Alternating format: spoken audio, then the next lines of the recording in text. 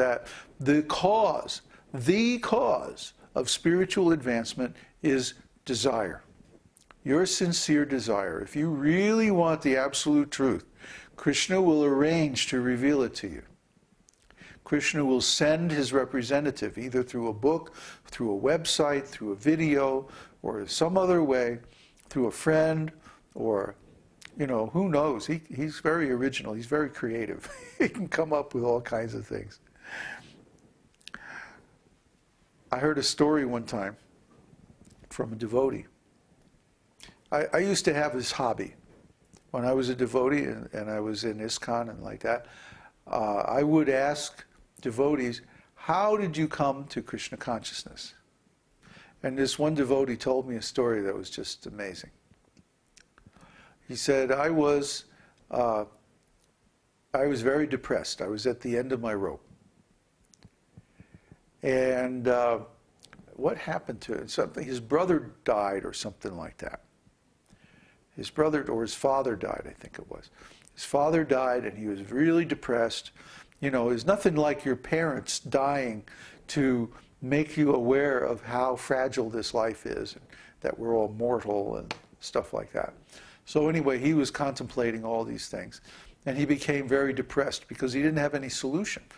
One of the causes of depression is if you have a problem that you can't solve. Isn't it? You have a problem, but you don't know how to solve the problem. So you become depressed. And he was depressed, and he was drinking, and he had decided he was going to commit suicide. So he's sitting there with the whiskey on the table and the gun sitting on the table, and he's really in a bad mood. And I think he said he was in his brother's, yeah, that's it, he was in his brother's house. He wasn't even in his own house, he was at his brother's house. And his brother and his wife, the brother's wife, were away on vacation. So he had the whole place to himself. He was all alone, drunk, sad, you know, the gun's on the table. He's like ready to do it, right? He's just like passing his last night alone. And they had a shelf of books that ran all the way, like just under the ceiling of the room, all the way around the room. And he was just sort of like looking at these books, you know, and he sees this one book, says Bhagavad-gītā. He goes, I wonder what that's all about. I've never heard of that book. What is that? And he goes and he picks up the book off the shelf. He starts reading, and he's like, wow. and he passes through the whole night. And the sun is coming up in the morning, he's still reading. After that, he forgot all about the bottle, you know. he just throws the bottle away, takes the gun and puts it away, and he keeps reading. He found the solution to his problem. That's everybody's problem, that we have to die. Or that our loved ones have to die. Huh?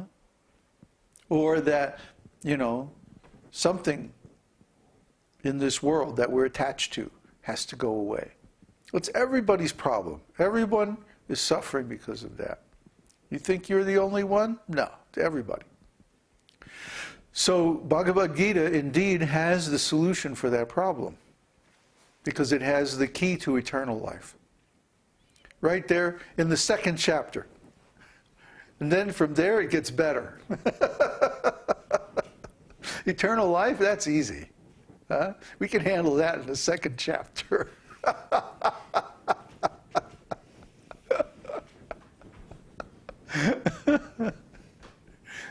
It's a joke, Christian. Hey, the boss told a joke, you know what I mean?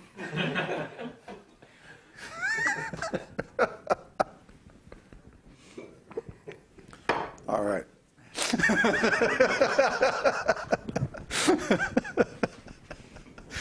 Oh boy. It's like, look at me. No, don't look at me.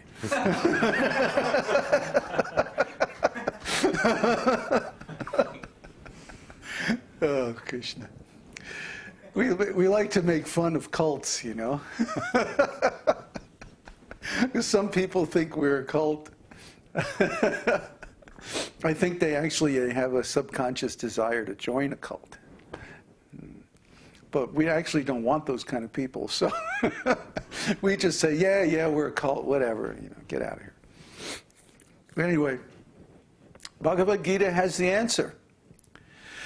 And I forget now, what was the question? The question was about whether karma follows the body. Oh, yeah. So when a person is suicidal and like that, this means they're suffering under a heavy load of karma. Unbearable. But of course, if they don't go ahead and kill themselves, then there's even worse karma, and the next life is even more difficult. You know, you think this Earth planet is the worst that things can get?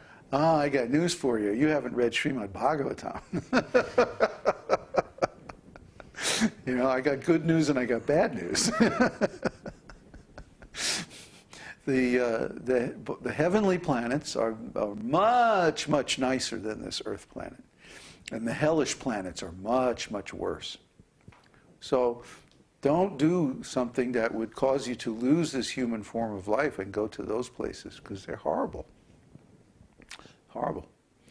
So anyway, yeah, we have the key. Any result that you get from devotional service is eternal, because devotional service itself is eternal. And of course, Krishna is eternal because he's spiritual. That's the difference between matter and spirit. Matter is temporary and spirit is eternal. You know, it's the simplest thing, but it has very, very profound consequences. Oh, we have a question from the audience. Yes. No, Peter.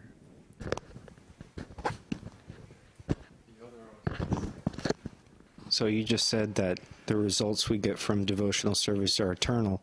So that means it changes our consciousness eternally? If we don't commit any offenses, yeah. But has the potential to do that? No, it does. It does it. It does that. It does it. But if we commit offenses, we delay the manifestation of those changes. Try to understand. It's like you're carrying this big bag of rocks. And I say, here, take these diamonds. The diamonds are just little, but you can't take them unless you put down your rocks. So the rocks are like the offenses. They're worthless, they're heavy, they're nasty, they slow you down, weigh you down. So even though you already deserve to get the diamonds, if you don't put down the rocks, you can't receive them. See? So the same way with devotional service, even if you already earned some benefit from devotional service, if you don't let go of your material attachments and create offenses because of them, then you can't receive those benefits. So the benefits are there, but they're delayed.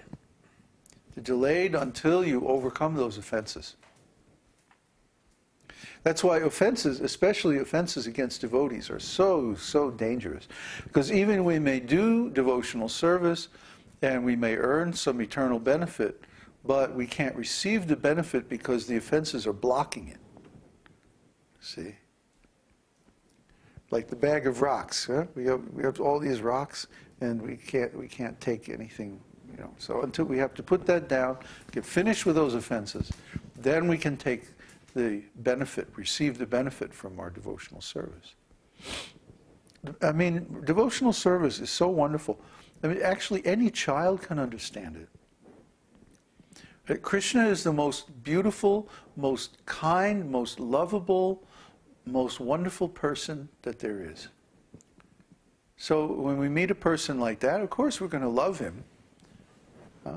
Our difficulty is that we can't love.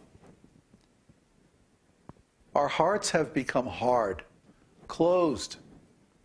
See? So we can't love. We have lost the ability to love because of our offenses, because of our material consciousness. So when we meet Krishna, even though he's the most lovable person, the most beautiful person, we can't love him. We can't just open up our heart and say, "Ah, Krishna." Huh? That's why oftentimes Krishna will benedict innocents, women, children, because at least they don't have any offenses. It's actually very easy to love Krishna. Krishna is the most lovable person. But because of us, because of our attachments and our material nonsense and our offenses, we can't love. We can't love anybody. I mean, if we can't